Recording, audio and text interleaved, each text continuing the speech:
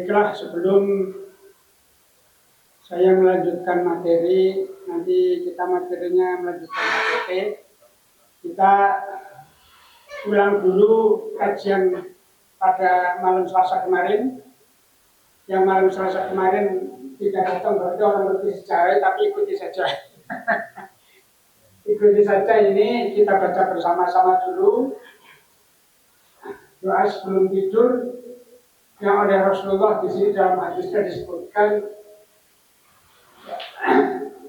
Pertama, sebelum tidur kita berwudu seperti wudu sholat, kemudian berbaring ke arah sisi kanan, kemudian membaca, silakan baca doa-doa apa saja yang bapak-bapak biasa laksanakan. Kemudian terakhir membaca doa ini. Yang oleh Rasulullah dijamin ba'imut tamin lailatika, barang siapa yang mati pada malam itu, fa'anta ala fitrah, maka kamu mati dalam badan fitrah. Waj'alni min akhiri ma tatakallamu bih.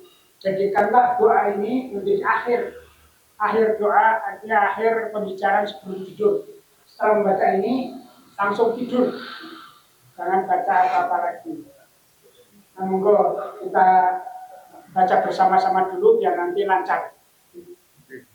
Allahumma aslamtu nafsi ilaika wa wajjahtu wajhi ilaika wa fawwadtu amri ilaika wa alja'tu dhuhri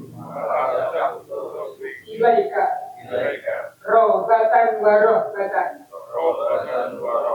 ilaika la malja'a wa la manja minka illa ilaika Allahumma amantu bi kitabika alladhi anzalta wa nabiyyika alladhi arsalta. Betul-betul salah gitu. Namanya harokatnya ini dicocokkan. Terus cocok, monggo nanti bisa di. Ini ada 10 poin ini ya? Itu bawahnya lagi Pak. Ini ada lagi bawah.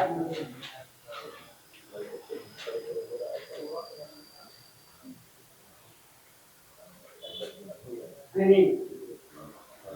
Yang ini insya Allah sudah banyak yang hafal ya. Coba monggo. Allahumma inna nas'aluka salamatan fid din wa afiyatan fil jasadi wa ziyadatan fil ilmi wa barakatan fil rizqi wa taubatan qabla al-maut wa rahmatan indal maut wa maghfiratan ba'dal maut. Allahumma hawwin alaina fi sakaratil maut wan najata minan nar wal afwa indal hisab. Ini sudah ada artinya permintaan 10. Kalau doa ini dibaca kapan saja setiap baca sholat. Kalau yang tadi khusus menjelang tidur. Kalau ini kapan saja, silakan baca sholat atau kapan saja. Ada 10 permintaan. Allahumma nas'aluka al-salamat bid-din, ya Allah, aku mohon padamu keselamatan agamaku. Wa afiyatan fil jasadi, dan mohon kesehatan tubuhku. Wa ziyadatan fil ilmi, dan mohon ditambah ilmu. Wa barakatan fil rizqi, mohon untuk diberikan rizki yang barokah. Wa taubatan qabla maut, dan mohon untuk diberikan bisa bertobat sebelum mati. Warahmatan indal maut, dan mohon diberi rahmat indal maut ketika saat kematian. Kemarin sudah kami jelaskan ya, salah satu masa kritis kita adalah ketika sedang sakaratul maut. Wa maghfiratan ba'dal maut, dan mohon diampuni dosa-dosa setelah kematian. Allahumma hawwin alaina, ya Allah, cepatkanlah kami di sakaratul maut, dalam proses sakaratul maut.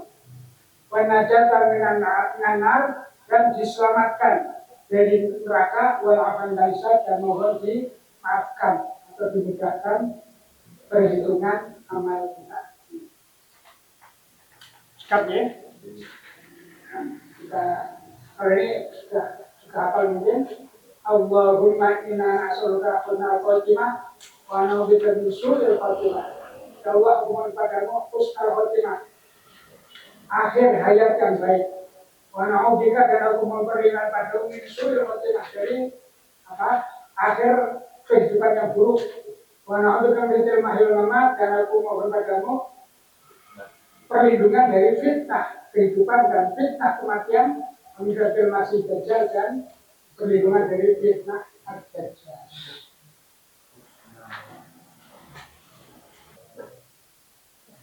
Ya.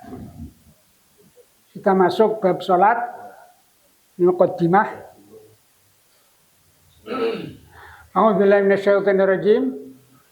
Surat Al-Imran ayat 30. Surat Al-Imran ayat 103. Wa idza qadaytumus sholata, apabila kamu telah selesai melaksanakan salat, fadzkurullaha, maka kamu harus tetap ingat pada Allah. Jangan ingat Allah hanya ketika salat. Bahkan sebaliknya, si salat itu orang kelingan Gusti Allah. Apa bener dong ora salat? Salat bae kelingane mbuh ngendi-endi. Fadzkurullaha qiyaman. Tetap ingat pada Allah dalam kondisi berdiri, wa qu'udan, ataupun dalam kondisi duduk, wa ala junubikum, bahkan ketika sedang berbaring. Kita tetap harus mengingat Allah. Mengingat Allah itu bisa mengingat zikir bil lisan, bisa zikir bil qalbi, karena zikir itu ingat, zikir bil lisan zikir dengan mulut, zikir dengan hati, atau zikir bil amal. Zikir bil arkan, zikir dengan perbuatan. Nah, itu zikrullah.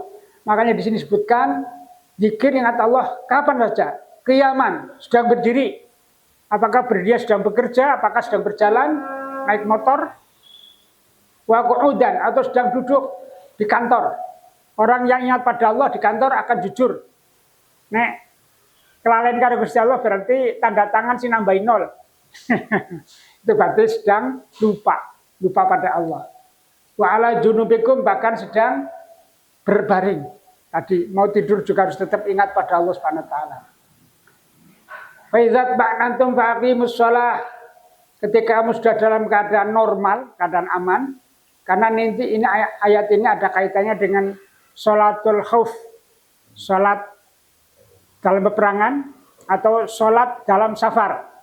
Sehingga kalau kita sudah dalam keadaan normal, aman, faqimus shalah, tegakkanlah sholat seperti sebagaimana biasanya, karena inna sholata kanat 'alal mu'minina kitaban mawquta.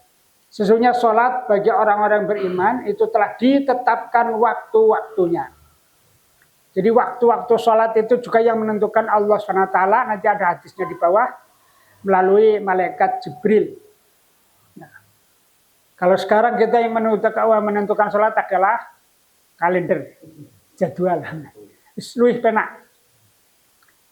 Kemudian Ali Imran ayat 30, qul in kuntum tuhibbunallah, katakan Muhammad pada umatmu, jika kamu benar-benar mencintai Allah, fattabi'uni, maka hendaklah kamu mengikuti aku. Aku di sini adalah aku Muhammad, karena yang merintahkan Allah. Sehingga resep untuk mencintai Allah tidak ada cara kecuali mengikuti Rasulullah. Nah, jadi mustahil orang yang mengaku cinta pada Allah tapi tidak mau mengikuti Rasulullah. Karena balasannya yuhibbukumullah. Kalau kamu sudah mengikuti Rasul, maka Allah pun akan mencintai kamu. Wa yaghfir lakum, dan Allah akan mengampuni dosa-dosa kamu. Wa yaghfir lakum dzunubakum. Allah akan mengampuni dosa-dosa kamu. Wallahu ghafurur rahim. Hadis dari Mutasyib diriwayatkan oleh Bukhari Muslim dari Thalhah bin Ubaidillah. Qala ja'a rajulun ila Rasulillah sallallahu alaihi wasallam min ahli Najdin. Ada seorang datang, dia penduduk Najd. Najd itu mana ya? Ethiopia kalau nggak sekarang kan. Sa'ir ra'si, dia rambutnya maut-maut. Nasma'u dawiya sauti, saya mendengar dengungan suaranya. Tetapi wala nafqahu ma yaqul, aku tidak bisa memahami apa yang mereka katakan. Hatta dana, sehingga aku dekat. Fa idza huwa, maka ketika aku dekat, huwa yas'alu 'anil Islam, ternyata dia sedang bertanya tentang Islam. Maka Rasulullah sallallahu alaihi wasallam harus menjawab, khamsu shalawatin fil yaumi wal lailah. Islam itu melaksanakan sholat 5 kali sehari semalam. Enak nggih? Jadi Islam kata Rasulullah, asal wis nglakoni sholat ping 5 wis Islam. Orang tadi masih bertanya, fakul hal alayya ghairi, ada yang lain enggak untukku ya Rasulullah? Qala, la, enggak ada, illa an tatawwa'a, kecuali jika kamu akan melaksanakan amalan sunnah. Hadis ini, pelajaran ini yang Rasulullah sampaikan bukan untuk kita. Tapi untuk orang yang baru mengerti tentang Islam. Kalau kita perintahnya bukan sudah, tidak hanya ini, sudah bermacam-macam perintah. Tapi ketika orang baru mengenal Islam, maka perintahnya yang pertama bukan untuk puasa, bukan untuk membayar zakat, tapi untuk sholat dulu. Sing penting sholatnya genepi sehari semalam 5 kali. Nanti dalam hadis lain, Rasulullah, aku durung bisa bacaane sholat. Sing bisa apa? Subhanallah. Wis selama sholat kamu ucap subhanallah, subhanallah, subhanallah terus. Itu boleh. Nah, Fatihah pe durung bisa. Subhanallah pun ora bisa. Wis sing penting kowe ngadeg mengikuti kancane rukuk melu rukuk, kancane sujud melu sujud. Tapi tentu hal itu tidak untuk selamanya. Sekali lagi ini untuk yang baru mengerti tentang Islam. Artinya, sholat merupakan satu amalan yang tidak boleh ditinggalkan oleh kita selama akal kita masih normal, masih sehat. Tidak ada alasan meninggalkan sholat. Sesibuk apapun, sakit pun, ketika kita masih sehat akal, kita harus sholat. Nek poso sakit, ya kita boleh tidak berpuasa. Zakat tidak mampu, boleh tidak zakat atau haji. Tapi sholat enggak. Sholat harus dilaksanakan. Nah, selama masih ada akal, harus sholat. An Malik bin Haris radhiyallahu anhu qala Rasulullah sallallahu alaihi wasallam sallu kama ra'aitumuni usalli. Ini salatlah kamu seperti kamu melihat aku salat, kata Rasulullah. Ketika sekarang kita tidak bisa melihat Rasulullah, maka bagaimana cara kita melihat Rasulullah? Nah ini makanya Rasulullah memberikan contoh bagaimana beliau melaksanakan salat, dan contohnya sudah tertulis dalam hadis-hadis yang banyak tentang bagaimana cara melaksanakan sholat. Semuanya tuntunannya dari Rasulullah Sallallahu Alaihi Wasallam. Sehingga perintah Allah tadi, fattabi'uni, itu benar. Ketika kita benar-benar cinta Allah, harus mengikuti Rasulullah. Tidak bisa kita beragama tanpa mengikuti Rasul.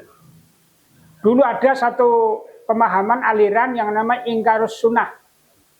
Ingkarus sunnah itu mengatakan, saya hanya yakin, hanya mengikuti perintah Allah. Tidak akan mengikuti Rasulullah. Karena Rasulullah itu manusia biasa. Dalam Al-Quran disebutkan, Rasulullah mengatakan, innama ana basyarum mislukum. Sesungguhnya aku ini adalah manusia biasa seperti kamu. Hanya bedanya yuha ilayya. Bedanya kami diberi wahyu oleh Allah. Maka orang-orang yang mengatakan seperti itu hanya mengikuti Allah, tidak mengikuti Rasul, maka dia tidak akan bisa beribadah. Karena bagaimana Allah memerintahkan aqimus shalah wa atuz zakah. Tegakkanlah sholat dan bayarlah zakat. Bagaimana cara melaksanakan sholat? Silahkan jenengan buka Al-Quran halaman pertama sampai terakhir, surat Al-Fatihah, surat An-Nas, boten wonten cara takbiratul ihram seperti apa, rukunya bagaimana, nggak ada. Sehingga tidak mungkin kita tidak mengikuti Rasul. Nah, karena Al-Quran sebenarnya global, penjelasnya ada dalam hadis Rasulullah. Maka Rasulullah mengatakan ketika sholat harus mengikuti bagaimana aku sholat. Nih. Tapi yang surat yang pertama kelihatannya namanya bukan Alifur. Apa sih? Anisa. Oh Anisa, ya mungkin ya, nanti saya betulkan. Anisa nggih? Anisa bukan Alifur. Nggih. Nah, ini betul ini ya. Ayatnya 31 kok kelihatannya. Ya. Ini, Alifur. coba dibuka, tolong dibuka. Tak Anisa tak benekesan ben aja lalen. Suratnya Anisa bukan Alifur. Buka Anisa ayat 31 nggih. Betul sing pertama suratnya Anisa bukan Nggih. Alifur. Oh nggih. Buka Anisa 3 sudah. Anisa surat 4 ayat 103. ayatnya betul. Betul. Anunya ayat suratnya. Suratnya betul 4 tapi kok namanya Suratnya nggih. Nggih, sudah. Surat 4 surat Anisa 103. Nggih.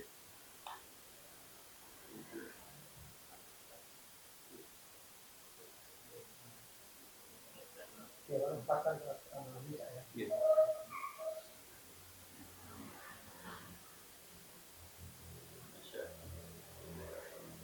Nggih. Ini yang kedua ayatnya 31 Pak, bukan Ini 31 nggih. Coba cek Mas. Ali Imran 31.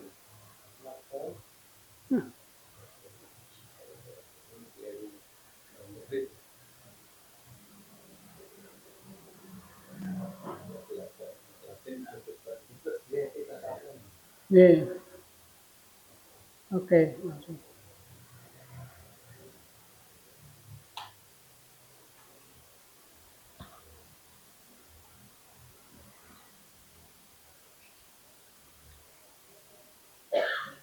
Ya, monggo dilanjut.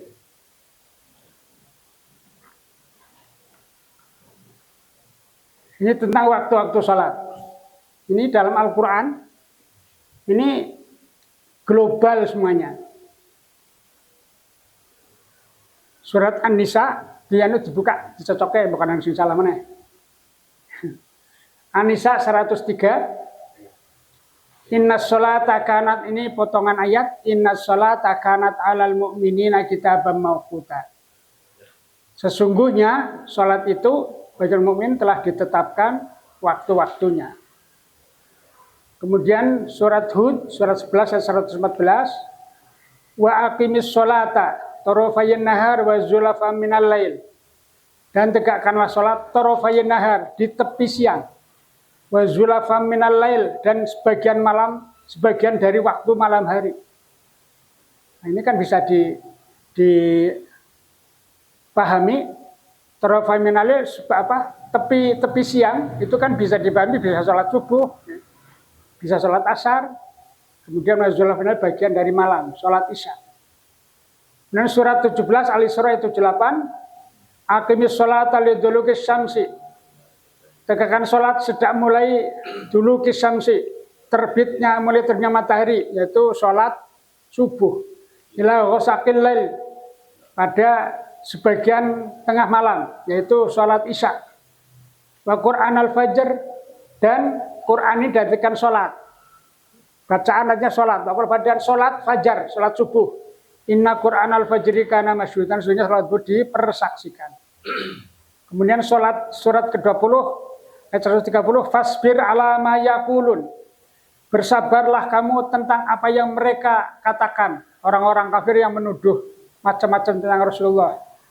Wasabbih bihamdi rabbika. Bertasbihlah dengan memuji Tuhanmu. Tasbih hamdi rabbika ini juga diartikan dan laksanakanlah sholat. Ini terjemahnya seperti itu. Qablatul syamsi, mulai sebelum terbitnya matahari, itu waktu fajar, sholat subuh. Wa qabla ghurubiha, dan juga sebelum terbenamnya waktu sholat asar. Wa min ana'il laili, dan sebagian dari waktu malam sholat isya. Fasabbih wa tarafan nahar, dan sholatlah pada pertengahan siang, sholat zuhur. la'allaka tardha, ya, agar kamu diridhoi. Ini waktu sholat menurut Al-Quran, dan masih ada banyak ayat-ayat yang lain. Sedangkan menurut hadis, ya, ini waktu sholat yang dirinci oleh malaikat Jibril memberikan pelajaran pada Rasulullah Sallallahu Alaihi Wasallam. Qala ja'a Jibril ila Nabi Sallallahu Alaihi Wasallam. Suatu ketika Jibril datang menemui Nabi Muhammad Sallallahu Alaihi Wasallam. Kedatangan Jibril ini adalah setelah Rasulullah melaksanakan Isra Mi'raj. Setelah menerima wahyu perintah sholat 5 waktu, kemudian berapa hari kemudian Jibril datang menemui Rasulullah Sallallahu Alaihi Wasallam. Datang adalah hina zalatis syamsu. Saat itu Jibril datang ketika matahari mulai tergelincir. Faqala, Jibril berkata, "Qum ya Muhammad." Berdirilah Muhammad fasallil zuhra. Kemudian maka sholat zuhurlah. Faqoma, maka Rasulullah berdiri fasolat zuhur, kemudian melaksanakan sholat zuhur. Jadi pertama Jibril datang memerintahkan Rasulullah sholat zuhur hina zalatis syams, ketika matahari mulai tergelincir.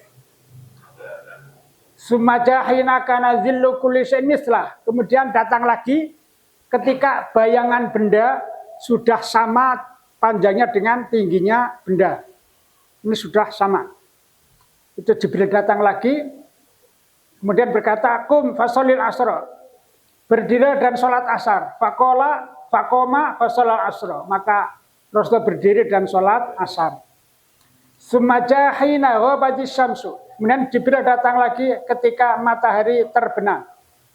Faqala qum fasholil maghrib.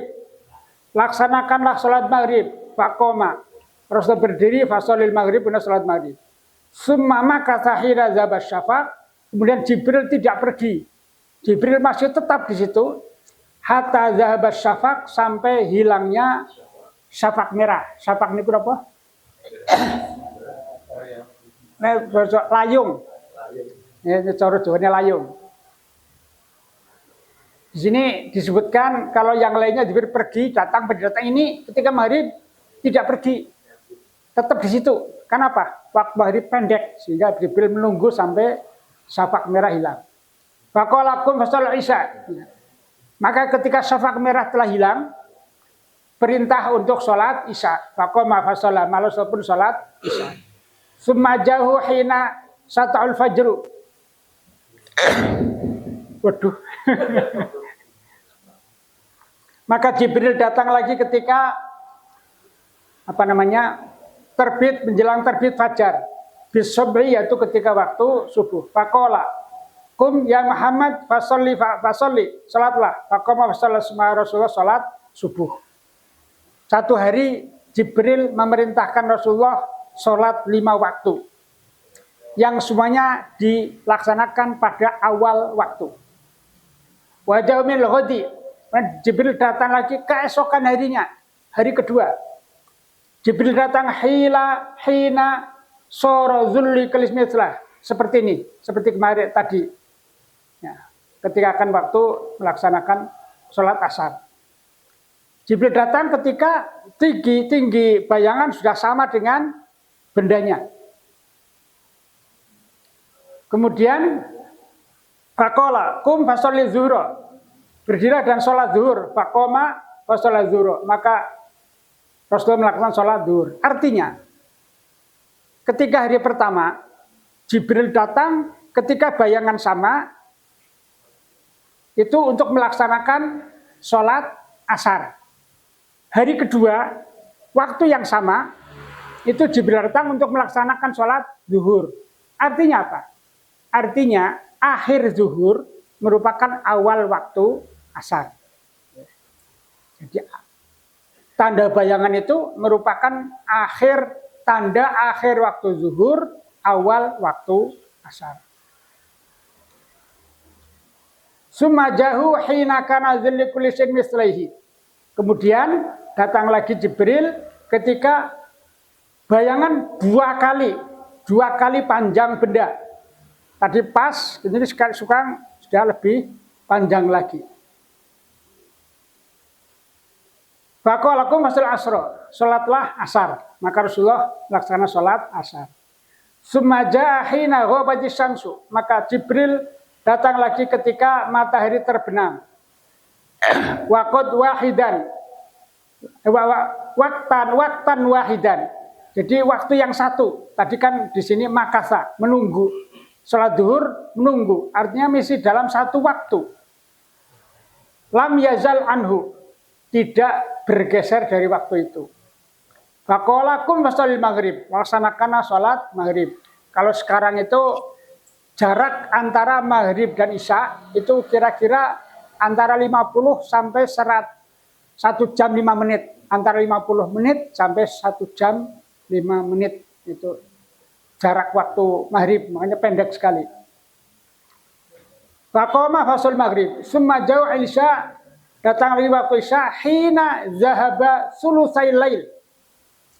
Kalau tadi hari pertama Jibril datang melaksanakan sholat isya ketika syafaq merah telah hilang. Hari kedua Jibril datang memerintahkan sholat isya ketika sepertiga malam. Kalau sepertiga malam berarti kalau kita dibuat mudah, awal malam jam 6, akhir malam jam 6, 12 jam, maka sepertiga malam berarti 3 jam. 3 jam kalau dihitung dari jam 6 berarti jam 9. Ini kira-kira. Nah, gampangan gitu. Kum fasoli isya. Laksanakan sholat isya. Faqoma fasoli isya. Maka Rasulullah melaksanakan sholat isya. Sumaja subh hina asfaru jiddan. Kemudian Rasulullah Jibril datang lagi ketika asfaru jiddan, ketika langit sudah kuning, sudah benar-benar kuning. Asfaru salat subuh. Setelah itu Jibril berkata, faqala ma baina hadzaini waqtun kulluh. Antara dua waktu ini, yaitu waktu yang kemarin dan waktu sekarang, itulah waktu-waktu, semua waktu-waktu sholat. Jadi hari pertama pada awal waktu, hari kedua akhir waktu. Inilah, batas-batas inilah merupakan waktu-waktu sholat. Satu lagi di Abdullah bin Umar an Rasul qala, waktu zuhur adalah iza zalatis syamsu, ketika mulai tergelincirnya matahari. Wa kana zillir rajulu katulihi malam yahdurul asra. Dan bayang-bayang itu condong selagi belum waktu asar. Artinya tadi sebelum ininya bayangannya 2 kali lipat. Waktal asri malam tasawwar syam. Waktu asar adalah sebelum matahari benar-benar menguning sore itu memerah. Waktu sholatil maghrib malam yaghib syafaq. Waktu maghrib adalah sebelum hilangnya syafaq merah. Nah ini, waktu sholat isya ila nisfil lail al-ausat. Waktu sholat isya adalah separuh malam. Kalau tadi disebutkan di sini sulusai lail, sepertiga malam. Yang di sini separuh malam. Artinya, waktu isya itu maksimal separuh malam. Sehingga kalau kata di kita umpamakan satu malam itu 12 jam, maka separuh malam itu maksimal waktu isya itu jam 12. Kelewat itu sudah bukan waktu isya. Inilah yang banyak menjadi salah anggapan bagi kita. Ngerti nek isya karo subuh niku waktune nyambung. Makanya ada orang yang kok sholat isya kok sisan baik jam 3 karo sholat tahajud sisan. Enggak boleh. Sudah keluar waktu. Jadi yang waktunya tidak nyambung itu antara isya dan subuh, kemudian antara subuh dan zuhur. Itu kedua waktu yang tidak nyambung.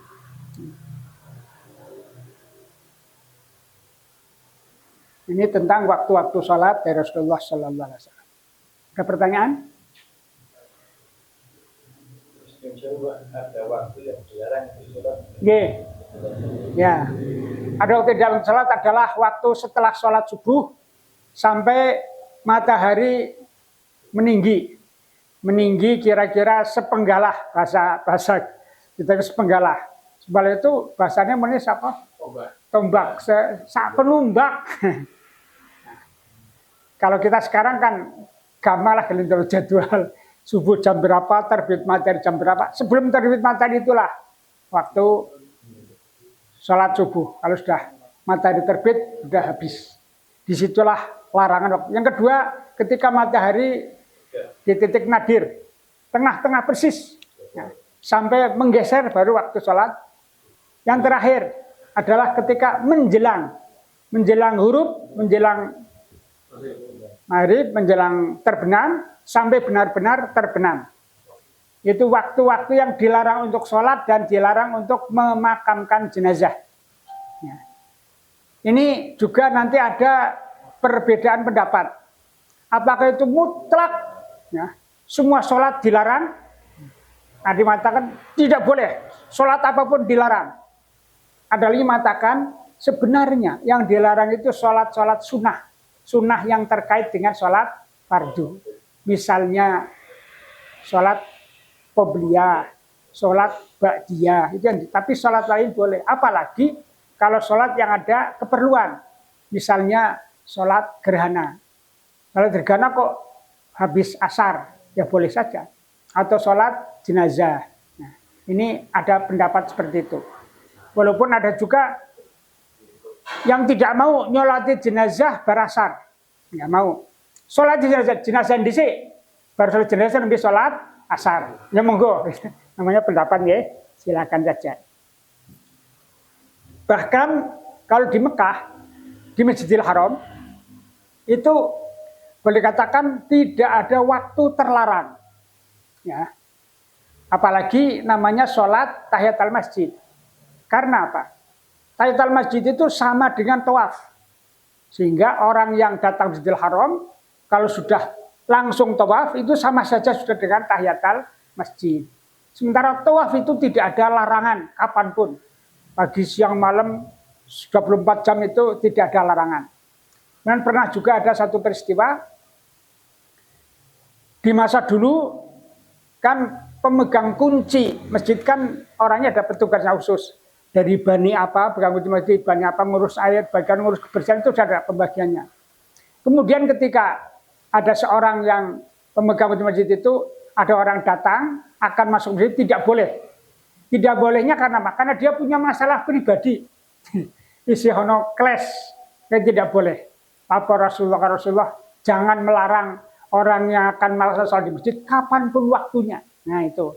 Ini kemudian ditafsir bahwa sholat di Masjidil Haram kapanpun waktunya boleh dilaksanakan. Tidak ada waktu terlarang. Ini pemahaman lagi. Kira itu. Dengan malih? Sampun? Sampun nggih? Nanti kita lanjutkan berikutnya ini. Kaifiyatus salat, tata cara salat kita simpan dulu. Dan mencokakan. Monggo silakan. Ini monggo. Untuk kejelasannya batasan sholat sampai jam berapa? Nanti kan di. Yeah. Terima kasih. Pertanyaan dari kami. Batas sholat subuh. Yeah. Sholat subuh itu pakai jam bukan dari bayang-bayang. Yeah. Kemudian kami menanyakan tadi dijelaskan oleh Ustaz kaitan dengan sholat 5 waktu ya, dari sholat awalan sholat isya berganti subuh, kemudian zuhur 5 waktu, 4 waktu ya. Kemudian itu pada zaman Nabi Muhammad. Kemudian zaman Nabi dulu itu sholatnya berapa? Sholatnya seperti apa? Sebelum Nabi. Oh sebelum Rasulullah. Okay. Dan waktu itu Nabi itu sholatnya seperti apa? Okay. Pertama tentang waktu sholat subuh. Saya tadi kan sudah matur nggih. Jadi sekarang kita tidak dipusingkan dengan masalah-masalah yang di hadis. Kita sudah punya jam. Ini adalah dari hadis itu menentukan jam, hisab namanya. Itu berdasarkan hadis, Pak. Hadis. Misalnya waktu zuhur. Tergelincir itu waktu jam berapa? Itu dihitung, ada hitungannya. bulan ini sampai bulan ini tuh akan berbeda-beda. Bahkan satu bulan itu kalau di kalender Muhammadiyah itu pergantiannya adalah 5 hari sekali. 5 hari berubah, geser, ada yang naik 2 menit, ada yang turun 3 menit. Seperti waktu subuh sekarang ini kan sudah jam 4.15 menit malam ini, hari ini. Mulai kemarin tanggal 6 itu sudah jam 4.15 menit. Nanti sekarang tanggal 6 ya, tanggal 11 itu nanti sudah mulai jam 4.12 menit. Begitu Pak terus. Nanti tambah lagi, semakin pagi lagi. Batasannya waktu subuh adalah jenengan orang bakal terus rengenge. Jadi saya tidak mengatakan mulai terbitnya matahari. Kok masih takon? Jadi jam berapa terbitnya? Lihat kalender. Itu saja. Jangan lihat kalender saja ya. Batasan waktu subuh hari ini tanggal 7 Oktober itu jam berapa? Di kalender Muhammadiyah ada Pak. Dan nanti berubah setiap 5 hari sekali. Maksud kami Berakhirnya waktu subuh, ya sebelum terbitnya matahari itu. Berarti sudah berakhir. Lah monggo dilihat kalender. Kalau jamnya itu kita nggak bisa memastikan karena setiap 5 hari sekali berubah. Ya, ada tolong ambilkan kalender sing ono jadwal salat ono ora. Makanya nuwun sewu ya, untuk mempermudah Al-Hadi kan sudah saya beri jadwal abadi Pak. Ditempel pirang nggih, tempel tembok sebelah selatan itu jadwal abadi. Abadi itu saya buat. Dulu saya membuat itu kalender itu setiap itu Pak, persis di kalender. Kemudian saya kalau antara Jogja ini kan ada selisih 3 menit, saya konversi, saya buat. Setiap bulan saya buat. Sampai 3 tahun Pak. Setelah 3 tahun, itu masing-masing bulan saya jejer. Saya jejerkan, saya ambil tengah-tengah. Nah, itu saya buat jadi abadi. Silahkan ya bisa lihat di Al-Hadi itu ada, Kebonan ada, di Kalipucang ada, saya sebar itu kalendernya. Waktu abadi supaya kita mempermudah melihat waktu sholat. Jadi kalau jangan minta pasti, pastinya jam berapa Pak? Tidak pasti. Akhir waktu itu geser terus, jadi tidak ada yang pasti. Itu yang pertama. Pertanyaan yang kedua tentang bagaimana sholat Rasul sebelum Muhammad SAW.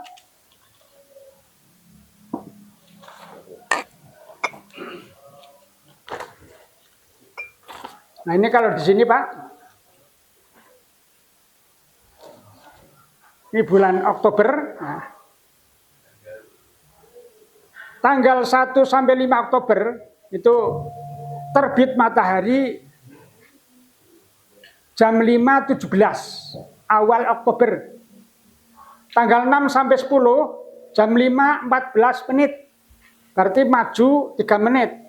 Tanggal 11, 12 menit terus sampai akhir Oktober jam 5.07 menit. Sehingga saya tidak bisa jam berapa Pak terbitnya tidak pasti. Satu bulan saja berubah dari 17 sampai selisih 10 menit dari 1 bulan. Itulah waktu dan semuanya seperti itu Pak. Bukan hanya waktu subuh tapi semua waktu bergeser seperti itu. Jawaban yang kedua tentang sholat Nabi terdahulu. Kami belum mendapatkan hadisnya. Tetapi perintah sholat, aqimus sholat atau zakat itu diperintahkan pada semua nabi.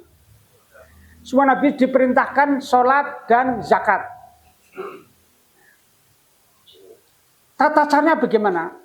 Saya tidak menemukan dasarnya. Tetapi dalam peristiwa Isra Mi'raj itu Rasulullah SAW itu ketemu dengan para Rasul terdahulu, antara lain ketemu dengan Nabi Musa.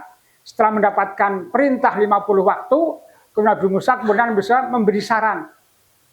Muhammad, PK boten umatmu itu nggak akan mampu 1 hari 50 kali, umatku saja nggak mampu. Itu. Sehingga dimungkinkan umatnya dulu lebih dari 5 kali.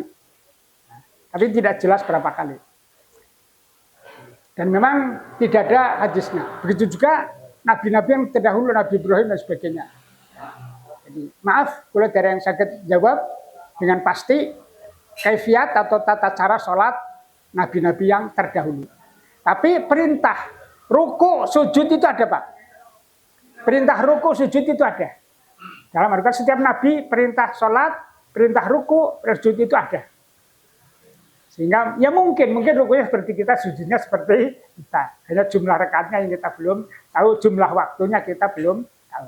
Dan bagi kita itu tidak perlu kita harus tahu. Yang harus tahu ini tadi, waktu-waktu sholat kita yang harus tahu. Hanya orang ngerti mau sholat isya kok jam 3, sholat isya jam itu karena tidak tahu. Betul, Pak? Iya.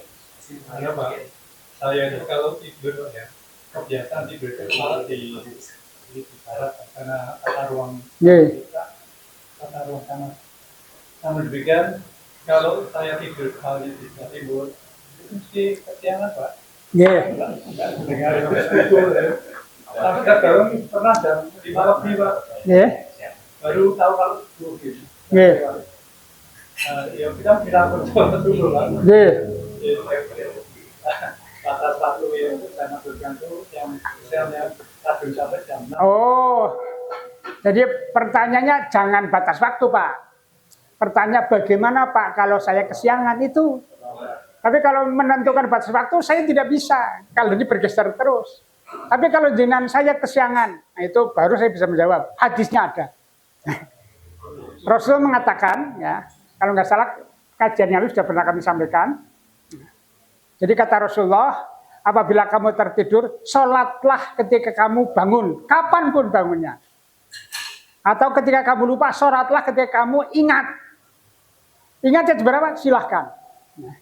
Yang mau kawanan, nanti jam itu, Rasulullah pernah, Pak. Rasulullah bersama sahabat pernah kawanan. Matahari sudah terbit. Mungkin kalau sekarang jam 7. Kemudian sahabat kan jenis wong kawanan kan mesti kesusu. Jadi Rasulullah, tenang, nggak usah kesusu. Seperti biasa saja. Yang harap nemburi se, harap bebas se. Nah, setelah itu selesai baru sholat. Itu kata Rasulullah, Allah lah yang menggenggam jiwa. Nah itu seperti kemarin surat Az-Zumar itu, ya. Jadi yang membangunkan Allah. Nah ini kun jenengan, pengen aja kawan memujuri mari di sing sok kawan. Nggih.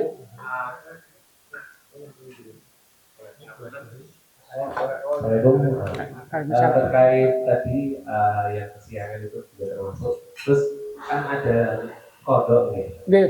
Baik. Nah, ada limitnya nggak, Pak? Ya, misal kodok itu misal kita lewat subuh, zuhur juga kelewat. Saya lewatnya mungkin karena kesibukan subuh. Bangunnya siang, terus karena siang mungkin kantor repot, zuhur lewat, tiba-tiba sampai asar. Nah, itu antara niat dan khilaf seperti itu. Ketika sudah terjadi seperti itu, tobatnya seperti apa, Pak? Apakah istighfar saja atau ditebus dengan kodok-kodok? Kan masa muda kan dulu nggak begitu rutin sholat, bolong-bolong. Itu kan baik. Ya masih kebiasaan waktu muda sekarang sudah hilang, Pak. Oh jadi terus kayak ya. Tapi yang jelas, kalau tadi jenengan mengatakan terlambat sholat karena kesibukan, itu bukan alasan syar'i. Artinya bukan alasan yang diperbolehkan. Karena Rasulullah dalam hadisnya, yang boleh mengkodok itu hanya orang yang tertidur dan orang yang lupa. Ya. Jadi kodok hanya karena tertidur atau lupa. Sibuk tidak, bukan alasan syar'i. Karena pekerjaan bisa ditinggalkan. Tanggung orang gawean sing arep rampung pung. Tanggung wis iso meneh. Nah, batasannya kapan? Tidak ada batasan, Pak. Kapanpun Anda ingat. Kalau lupa. Kalau tidur kapanpun Anda bangun walaupun sudah kelangkah 2 waktu. Saya pernah satu kali saya lupa, benar-benar lupa, ingatnya 24 jam, Pak. 24 jam kemudian baru ingat. Karena saya biasa sholat asar itu di tempat kerja, biasa kalau sudah ada azan asar, saya ke masjid, setelah itu kembali lagi kerja sebentar, pulang. ketika benar-benar kesibukan sampai lupa waktu pulang. Sehingga begitu selesai sibuk, loh, kok wis do bali? Nah, itu. Sehingga saya punya akhir pulang. Karena terbiasa sholat di tempat kerja, tekan rumah biasa saja, Pak. Wedangan ya. Terus wis ora rumangsa suruh sholat asar. Besok harinya di tempat kerja sholat asar, saya baru ingat, aduh, aku ini udah sholat asar. Ya sholat asar 2 kali. 2 kali nggih. Sholat asar untuk hari itu, sholat asar untuk qodho. Itu boleh, Pak. Karena memang tidak ada batasan waktu. Selama ingat, begitu ingat langsung. Ya, ampun. Nanti kalau masalah-masalah kesibukan nanti ada di bab sholat jamak qashar nanti ada, Pak. Enten malih. Monggo, Pak. Ya. Kan hampir semua kader sudah mengetahui jadwal sholat, baik itu dari nasional, Muhammadiyah dan lain-lain.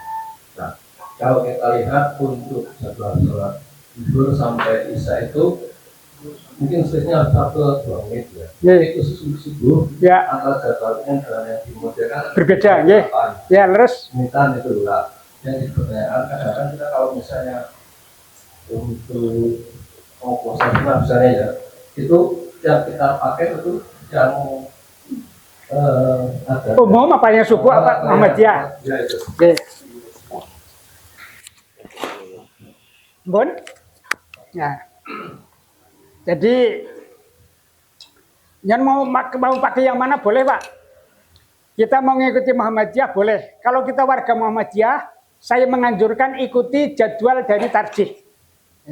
Karena kita konsekuensinya sebagai warga Muhammadiyah harusnya taat pada putusan organisasi. Kenapa kita selisih 8 menit? Itu Profesor Tono Saksono itu meneliti bukannya setahun 2 tahun itu, Pak. Penelitiannya lama itu. Ya, jadi rumus tentang pembuatan waktu subuh. Waktu awal itu menggunakan waktu ketinggian matahari di bawah ufuk itu tadinya 20 derajat, Pak. 20 derajat. Ternyata diteliti itu yang benar itu fajar itu bukan 20 tapi 18 derajat. Sehingga ada selisih 2 derajat. Yang kemudian dihitung derajat itu menjadi 8 menit. Makanya kemudian Muhammadiyah menentukan kalau tidak salah sejak tahun 2017 atau 18 itu Muhammadiyah menentukan waktu subuh adalah lebih lambat 8 menit dari waktu yang biasa oleh pemerintah. Dan itu sama dengan Malaysia, Pak. Apalagi Saudi Arabia. Yang mesti ngerasakan soal yang Arab ini subuh serodo padang gitu. Jadi kalau ini bertanya mau ikut yang mana terserah jenengan. Hanya saya menganjurkan kalau kita warga Muhammadiyah ya ikuti jadwal dari tarjih. Apa ini bulan poso untung liane wis subuh wae dhewe 10 menit meneh. Kalau untuk sholat fajar itu Nggih. Nunggu adzan yang yang pertama apa yang adzan kita? Terserah keyakinan jenengan. Semua adalah keyakinan kita. Kalau yang kita yakini adalah nasional, monggo. Ikuti itu, tapi konsekuen, Pak. Konsekuen itu ya wis kuwi. Aja luru pena ada poso melune Muhammadiyah. Karena sawure ben waktu dawa, dong ora poso melu pemerintah. Kalau untuk kehati-hatian, misalnya kalau sholat sunat fajar itu ya kita ikut adzan yang Muhammadiyah ya. Tapi kalau untuk misalnya puasa sunnah ya kita umum terakhir itu sebelum adzan yang umum terakhir. Ya. Kan kadang adzan dulu. Nun sewu. Ketika kita meyakini bahwa subuhnya itu lebih 8 menit, maka ketika sholat qobliyah subuh ini belum sah. Karena itu belum waktu, bagi kita belum waktunya. Makanya saya katakan, yang Anda yakini yang mana? Karena waktu qobliyah kan harus sudah masuk waktu subuh. Kalau jangan meyakini waktu subuh itu awal, ya silakan. Tapi kalau kita yakin kita koyon belakang, kita harus konsekuen qobliyah subuhnya setelah azan yang waktu kita. Sampun nggih. Kula tutup riyin. Wassalamualaikum warahmatullahi wabarakatuh.